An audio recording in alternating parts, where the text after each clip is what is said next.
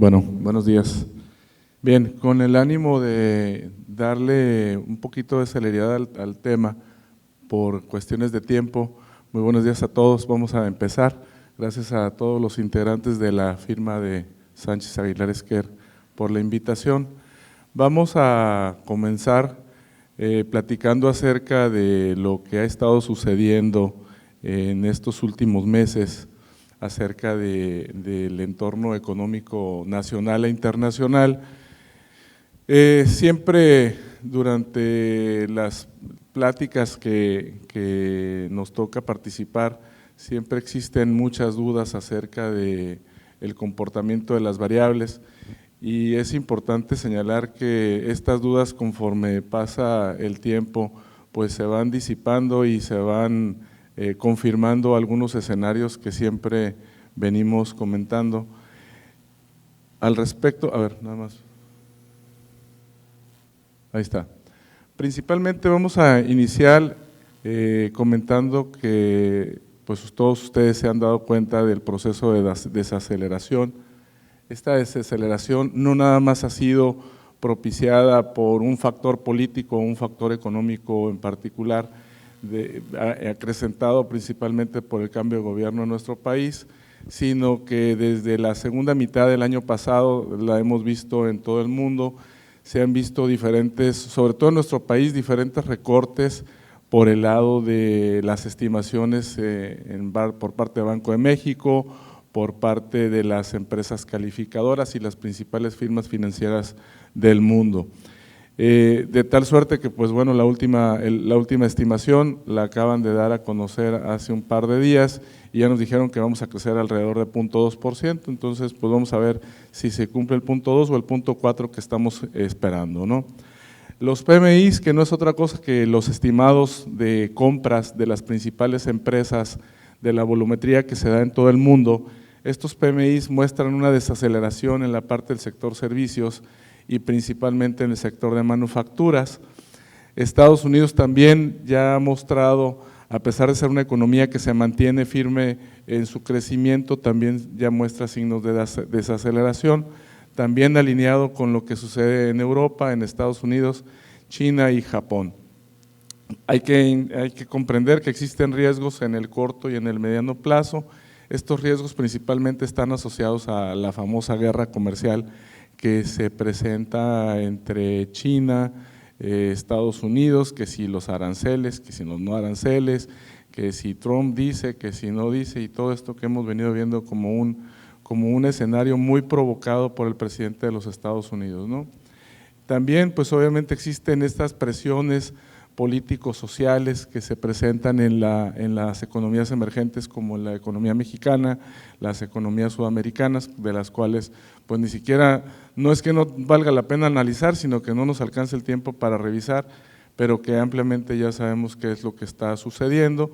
Existe mucha incertidumbre política alrededor de Latinoamérica y ante todo el exceso de endeudamiento. Ahí tienen ustedes el crecimiento del Producto Interno Bruto Mundial, cómo se ha venido comportando desde hace 12 años las tasas de crecimiento, del 5.7 al 3.4, probablemente 2019 terminemos estimado en el 2.8 o al 3% y para 2020 se estima que la economía del mundo crezca alrededor del 3.4%. En la parte relacionada con los PMIs, igual tenemos una tendencia hacia la baja por la parte estimada en la volumetría de las compras de las grandes empresas.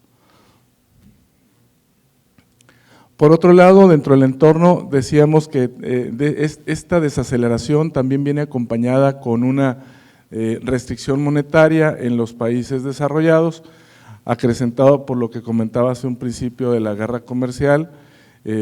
También la amenaza de la estructura arancelaria en el sector automotriz. No hay que olvidar que aquí en la parte del sector automotriz viene todo un proceso de cambio tecnológico de largo plazo que buscaría a través del sistema arancelario reconvertir el mismo sector, derivado de que pues bueno, vienen nuevos esquemas en la generación de energía para la industria automotriz. Por tanto, se ha notado una caída en el comercio desde el cuarto trimestre hace año y medio, y hemos visto una caída en la demanda de bienes duraderos y en consecuencia también una menor inversión. También es importante señalar que en la parte europea el fenómeno de inglés de que si me salgo, que si no me salgo de la Unión Europea, pues ahí está muy marcado el efecto por la incertidumbre política por el Brexit, y pues ya está muy definido, ¿no? Por ahí estamos acompañando el gráfico del comportamiento del comercio mundial, que principalmente representa un cambio en el volumen respecto del mismo periodo del año anterior. Estados Unidos en el año de 2018 crece sobre tasas de 2.9%, en este año se estima que crezca sobre niveles del 2.2%, y el año que viene, el 2020, probablemente ronde sobre el 2.1%. La actividad económica en Estados Unidos sigue en expansión, no al mismo ritmo, pero sigue en expansión. Parece haber alcanzado un pico mayor sobre el segundo trimestre del 2018, pero comienza a desacelerarse un poquito la economía norteamericana. El consumo sobre los niveles del 2.9%, y el gasto de gobierno, ustedes saben que el gasto de gobierno es uno de los motores de crecimiento más importantes en cualquier economía del mundo. El gobierno en todos los países del mundo se constituye como el cliente más importante de las instituciones bancarias, y es el motor del gasto y de la inversión que debe existir en todos los países. Se observa un pleno empleo. Estados Unidos tiene un nivel de pleno empleo muy importante, estimándose que va a mantener esta tendencia en este año y el próximo año sobre niveles del 3.7%. ¿Y dónde nos damos cuenta de este nivel de pleno empleo? Si observamos el gráfico de la parte de abajo, donde viene la tasa de desempleo, vemos cómo la tasa de desempleo como cambio mensual viene completamente a la baja, muy cercano hacia los 3%, ¿no? 3.7%.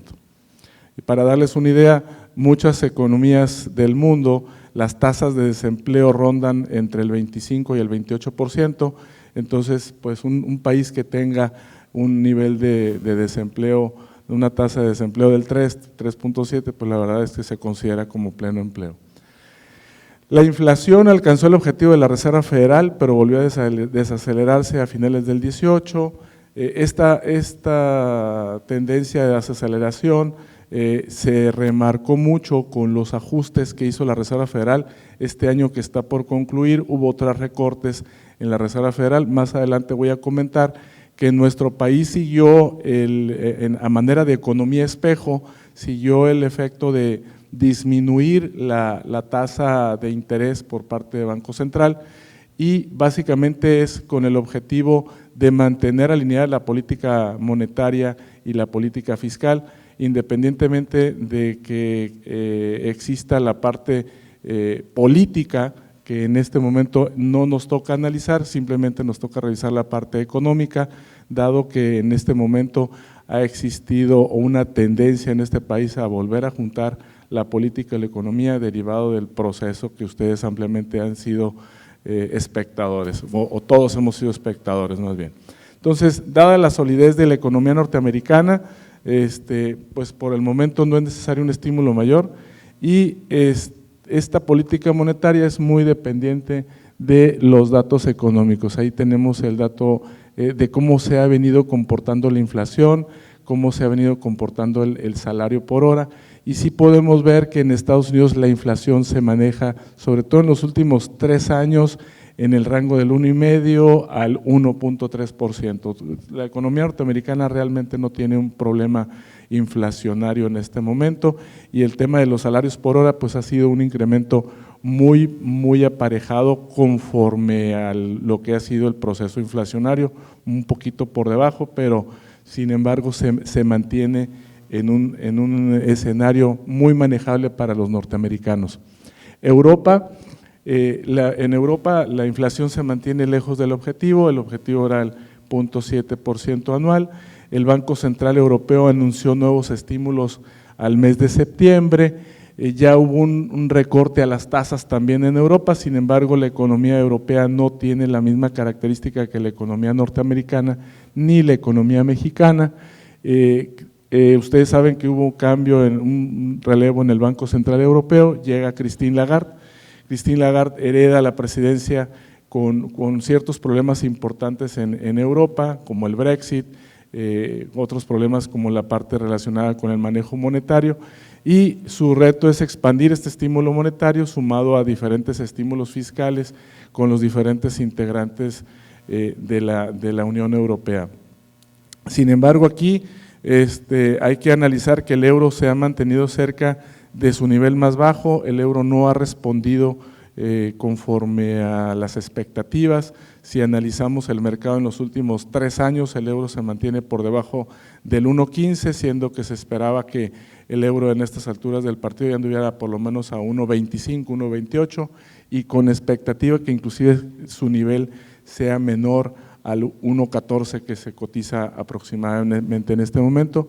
Ahí podemos ver en el gráfico de abajo el comportamiento del euro desde 2015 y vemos claramente cómo en la banda de tiempo de 2018 a 2020 vemos claramente una caída del euro sobre el 1.14, 1.12 y con variaciones muy cerradas y muy poco apreciadas en un momento dado por el mercado.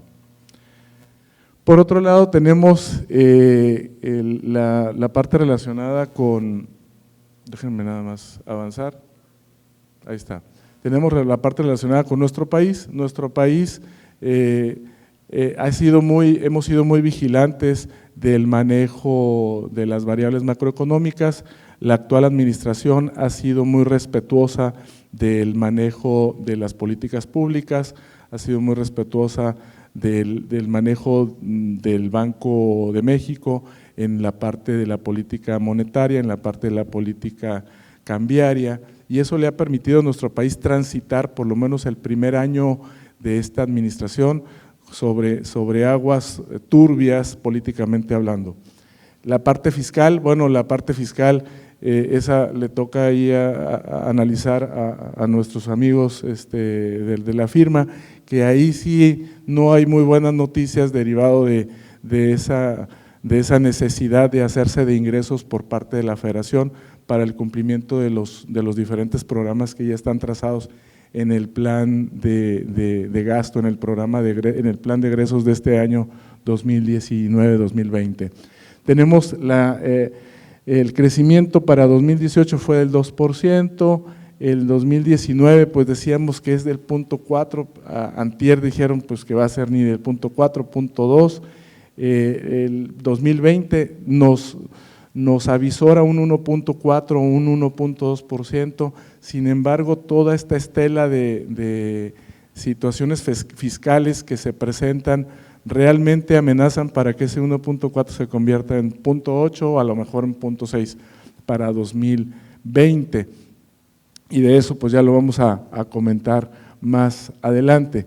¿Qué es lo que va a afectar el comportamiento del crecimiento del Producto Interno Bruto? Primero, estos factores del cambio de la administración en donde no han sido muy hábiles para la ejecución de todo lo que hemos visto de recortes, esa impericia para manejar la administración pública del país a través de factores de huelgas, de bloqueos, de desabastos, de verdades a medias o mentiras claramente manifiestas, pero que no ha habido realmente una interlocución en este tema que nos permita o que le permita al gobierno federal manejarlo de otra forma, ¿no? Básicamente lo está manejando con fines de posicionamiento electoral. Hay una debilidad en el crecimiento por la parte de las manufacturas, vemos una debilidad que se ha extendido claramente en el crecimiento de los diferentes sectores en nuestro país. Tenemos un bajo nivel de inversión, eso es evidente, hay una incertidumbre en la parte relacionada con el proceso de inversión productiva, tanto la pública como la privada, y debo decirles que para alcanzar tasas de crecimiento de por lo menos del 2,5 al 3%, se ocupa invertir cerca del 25% del PIB, y actualmente entre inversión pública y privada en México se invierte no más allá del 18% del PIB, y la inversión pública está así como que en veremos.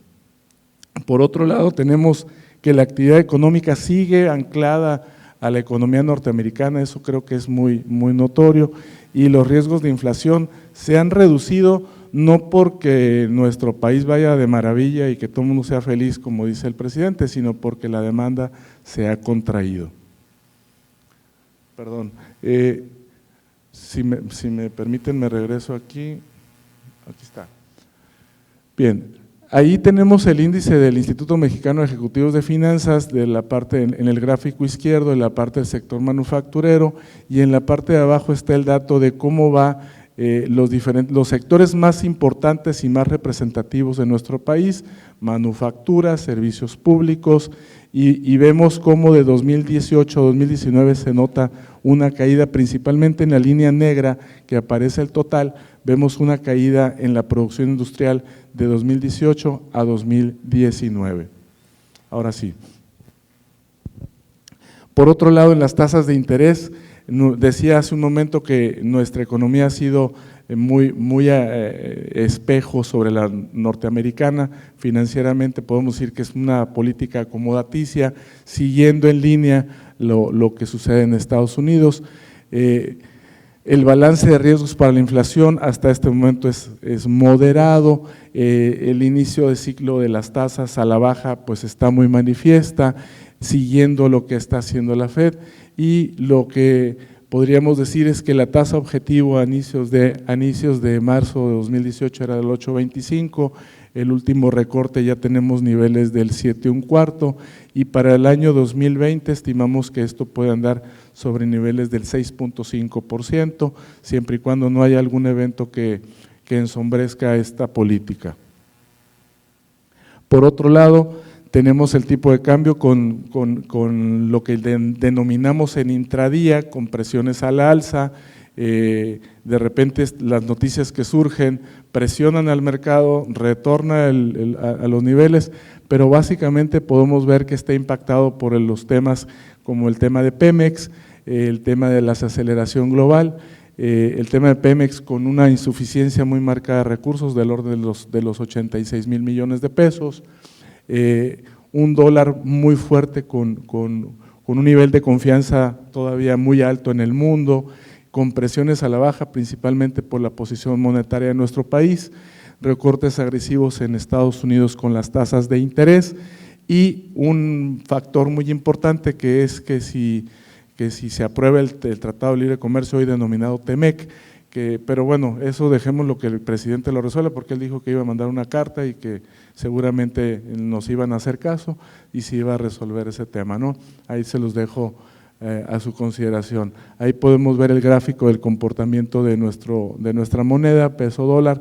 desde el 2015 al 2020, y podemos apreciar cómo pues del 14 pesos hoy andamos rondando los 20 pesos, con esos picos en intermedios entre 18.85 y los 19.50, 19.40. Para 2020, pues más adelante voy a poner el pronóstico del tipo de cambio. Y bueno, las monedas emergentes con datos al 7 de noviembre, en la parte de las monedas que realmente tienen una posición en el mercado, pues tenemos el peso mexicano con una pérdida del 3%, y algunas otras monedas que han tenido avances como el won coreano, el rublo ruso, un 24% en términos de crecimiento del real brasileño, y la lira turca. Alguien me decía el otro día, bueno, ¿y qué tan importantes son estas monedas? Y yo les decía, bueno, asómate a tu casa y dime la marca de un ventilador, un refrigerador. No, pues comercial, LG, pues es coreano. ¿Qué vehículos ves en la calle? Y me empieza a dar marcas, y bueno, pues son coreanos.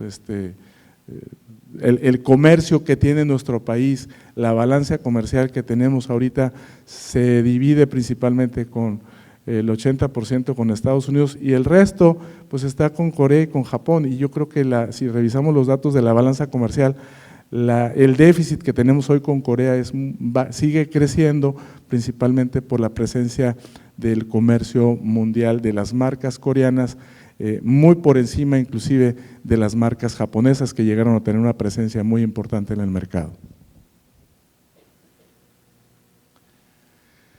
Seguimos, aquí hay un resumen de cómo estamos en este momento.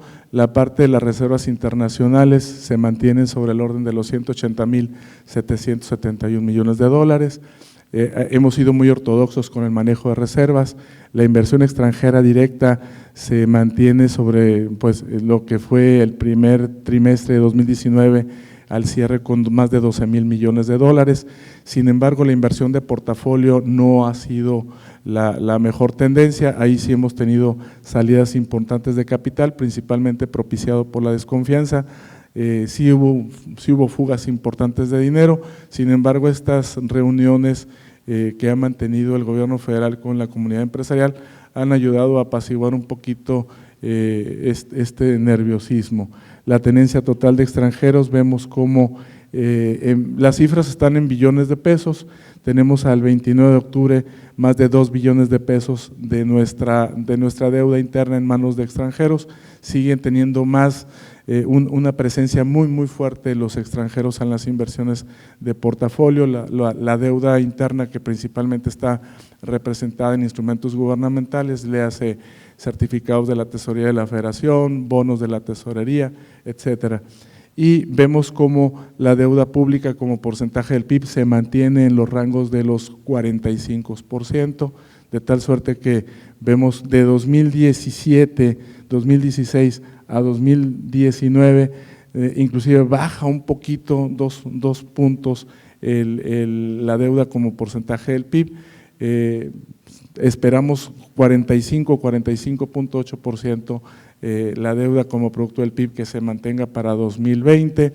Aquí es importante señalar que aquí no está considerado la parte de incrementos en impuestos, que también más adelante se va a contemplar. Entonces, este es un cuadro así muy sintético de cómo estamos en este momento. Y ya casi terminamos. Para la parte relacionada con el tema del paquete fiscal 2020, sí se plantea un escenario con políticas públicas sanas. Sin embargo, aquí vienen los asegúnes. Las estimaciones de crecimiento para el 2019 y para 2020, el gobierno federal está muy optimista, como lo fue en este año. Hay una sobreestimación de ingresos, hay muchas presiones hacia el gobierno federal para el cumplimiento de las metas, no le alcanzan las medidas de austeridad para poder llegar al cumplimiento de los ingresos y utilizar los fondos de los diferentes programas que tiene establecidos el gobierno. Ya echaron mano y se pretende echar mano del Fondo de Estabilización. Se estima en términos de la extracción de petróleo 1.95 millones de barriles diarios de petróleo con un precio promedio de $49 por barril. Recordemos que sigue siendo una fuente muy importante para el gobierno federal de recursos el tema petrolero, con un superávit de 0.7% del PIB, y la proyección del tipo de cambio y del manejo de tasas se encuentra muy en línea con el consenso del mercado. Este consenso de mercado no es otra cosa más que preguntarle directamente a los actores de las diferentes instituciones cómo pulsamos el mercado tanto en tasas como en tipo de cambio. El crecimiento del PIB se estima, decíamos, este año, ya no le hagan caso al 0.6 y al 1.2, generalmente esto sucede con los ajustes y con el comportamiento de la economía real. Terminaremos por el 0.2, 0.4 máximo en un escenario muy optimista, o sea, no mucho el crecimiento. Para el año que entra, en un escenario muy optimista, 1.5% al 2,5%, el 2,5% lo veo así como que muy lejano, el 1,5% se me hace muy optimista y yo creo que deberemos de crecer por el 0.8 o al 1% en 2020. La inflación 3.2, 3% para el año que entra, el tipo de cambio promedio 19.4 para este año, parece que vamos cerrando en línea con lo que estamos comentando, muy probablemente veamos un mercado que ya descontó los eventos de 2019 y el 19.40, 19.5 es un buen nivel para que el próximo año en promedio alcance no más allá de los 20, ¿no? La tasa de interés, el 8%, ya hubo los ajustes, como decía hace un momento, en relación con la política espejo con la Reserva Federal, el PIB de Estados Unidos del 2.4 para este año, el 1.8 para el 2020, precio del petróleo ya lo comenté y la producción petrolera también ya la comenté. No crean que voy como ferrocarril, pero ya me están haciendo señas de que me apure, ¿eh?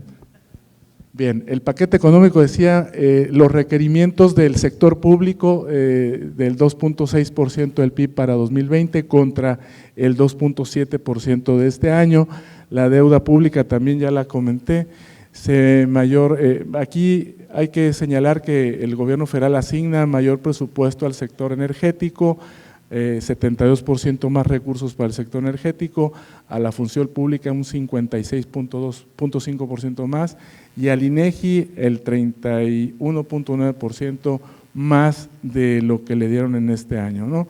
Este año también se contempla recursos por 86,000 millones hacia Pemex, ya lo había comentado también hace un momento.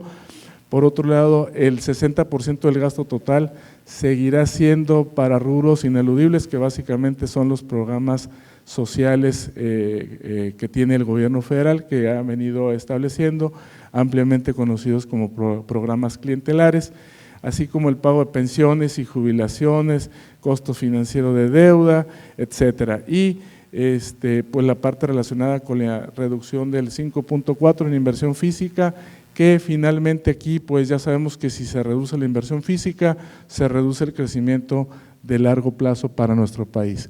Pemex, pues el plan de Pemex sí se queda muy corto, los principales problemas de Pemex, ¿cuáles son? El alto nivel de endeudamiento de Pemex, la baja inversión y la elevada carga impositiva. Por otro lado, el plan de Pemex, ya sabemos que las calificadoras han degradado la calidad crediticia de Pemex, y para el 2020-2023 el plan es capitalizar Pemex sobre el orden de los 141,000 millones de pesos, principalmente por el proyecto que tiene el gobierno federal de Dos Bocas, la parte de una menor carga fiscal sobre el orden de los 128,000 millones de pesos, todavía no sé cómo le van a hacer, pero ahí está planteado en el paquete económico de 2020, el refinanciamiento de la deuda a través de la diversificación de los inversionistas, todavía no sabemos quiénes son, pero pues también ya lo plantearon, está tomado del plan, del programa federal de ingresos y de egresos para 2020, la inversión privada a través de estas CSCIES, que eso no es otra cosa más que el programa que tiene Pemex de empresas proveedoras para las compras de Pemex, a través de esa centralización que están buscando también para el sector paraestatal, la parte relacionada con la aportación de capital, que mejora un poco el balance, pero realmente no resuelve el problema de la capitalización, y lo que yo comentaba hace un momento de los 86,000 millones para Pemex. Ahí está el financiamiento, cómo se ha venido comportando, la producción, cómo se ha venido comportando, y como alguna vez lo comenté, si alguien tiene un insomnio, agarra su computadora, se pone a revisar las gráficas y seguramente o terminan por llorar o terminan por dormirse. Bien, las expectativas económicas para cerrar ya este último bloque, 2018 2%, 2019 estimamos 0.2, 0.4 y el año próximo 1.4, 1.2%. La inflación 4.83, 3.13, 3.24, 3.20. El tipo de cambio, también ya lo comentamos, 19.65, 19.75, 19.40, en ese rango. Para 2020 un poquito sobre los niveles de los 20, 20.50, 20.30 La tasa de referencia ya la comentamos también, sobre el orden del 6,5, el último recorte ubica el mercado el 7 de 28 días sobre niveles del 7,25. Esperamos un crecimiento moderado para el próximo año con el consumo privado que contribuye. Fíjense, aquí es un dato importante, el consumo privado para nuestro país, ¿cómo está apuntalado? Está apuntalado principalmente por lo que gastamos, y eso que gastamos representa el 60% del Producto Interno Bruto, para que veamos qué tan importante es cuidar el consumo privado. Y si no cuidamos ese consumo privado, si no estimulamos el consumo, pues entonces vamos a tener tasas de crecimiento muy bajas y negativas. Y con todo el programa fiscal que está planteado, está enfocado y encaminado a disminuir el consumo privado y a desincentivar la inversión. Por ahí hay una gran mentira o una verdad que no han querido sacar a colación, porque hay un incremento fuertísimo en la tasa de retención del impuesto sobre la renta en todas las inversiones bancarias. Entonces, en el 2018 fue del 0.4 la retención, 2019 sube al 1.04 y para el año que entra nos las vuelven a subir al 1.45. Entonces, dice el gobierno federal y dice el presidente, no va a haber aumento de impuestos. Eso es una flagrante mentira, puesto que sí hay un aumento real de impuestos en la tasa de retención para las inversiones bancarias. Entonces, ¿quién lo va a resentir? Pues todo el público cautivo que tiene un dinero ahorrado, que recibe un premio por sus ahorros, y ahora vas a tener que pagar más impuestos por tus ahorros. Tasa real va a ser cada vez más reducida. Entonces, el gasto público crecerá al 0.2 para el 2020. Si el gobierno cumple con la parte relacionada con el gasto público, pues vendría una reactivación. La inversión privada todavía sigue afectada por la falta de certidumbre, y la inflación para el año próximo deberá rondar sobre el 3.15%. Y bueno, aquí también es una proyección macroeconómica, es una síntesis de lo que acabamos de mencionar, tanto del Producto Interno Bruto como la inflación, la tasa objetivo y el tipo de cambio. El 0.4 al 0.2 en la parte relacionada con el crecimiento del Producto Interno Bruto, la inflación sobre el 3,25 sobre 2020, la tasa objetivo 6,5 para el año que viene, el tipo de cambio sobre niveles del 19.80 a 20.30, 20.70, y bueno, aquí esa no es de mi autoría, pero para generar el cambio no hace falta la buena voluntad, se requiere determinación, conocimiento y estrategia para hacer que las cosas sucedan. No crean que lo generó Homero Simpson, esa la frase la hice yo, ¿no? Y como decía Reginaldo el otro día preparando el material, ahora sí les voy a decir dónde va a estar el tipo de cambio para el próximo año, ¿no? Porque si así dile a todo el auditorio, decía, bueno, el tipo de cambio sí sabemos dónde va a estar, sabemos que va a estar en algún punto entre 19 y 20.50, ahí en algún lugar, ahí se va a ubicar el tipo de cambio. Entonces, determinar con exactitud el manejo de variables es sumamente difícil, pero hoy por hoy sí el manejo macroeconómico se torna muy complejo derivado de todo este collage de situaciones. Entonces, por mi parte, hasta aquí dejo mi presentación y le cedo el uso de la voz a Reginaldo. Muchísimas gracias.